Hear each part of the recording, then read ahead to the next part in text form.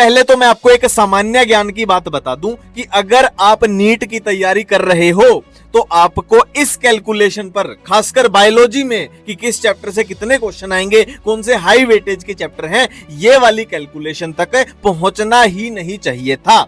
But फिर भी कोई बात नहीं, अभी दिन कम बचे हैं कि कुछ भी हुआ, जैसे भी हुआ, जो भी हुआ, अगर यहां पर पहुंच गए हैं, इस मोड़ पर पहुंच गए हैं कि भाई इस सब की जरूरत है, तो भाई मैं आपके लिए 12 ऐसे चैप्टर निकाल के लाया हूं जहां से लगभग अपना 200 नंबर का पेपर आएगा, लगभग अपने 50 या 50 से ज्यादा क्वेश्चन आएंगे। और कहां से ये डाटा आया है, तो प्रीवियस ईयर के पेपर को निकालकर ये एवरेज निकाली गई है। और भाई जिस भी बच्चे को ये दिक्कत आ रही है कि टाइम बहुत कम है और पूरा सिलेबस जल्दी से रिवाइज करना है, तो ये मेरे हैंड रिटन नोट हैं एनसीईआरटी स्मैशर 2.0 नाम से। इन नोट्स की मदद से आप 10 मिनट में एक चैप्टर इजीली रिवाइज कर सकते हो। आप एक हफ्ते में पूरी बायो पढ़ सकते हो। लिंक मैं डिस्क्रिप्शन में डलवा दूंगा।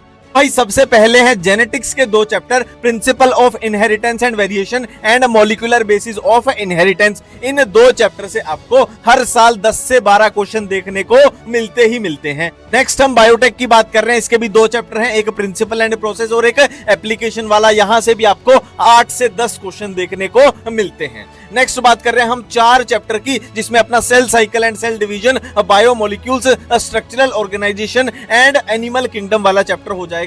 और इन 4 चैप्टर से आपको लगभग 18 क्वेश्चन देखने को मिलते हैं।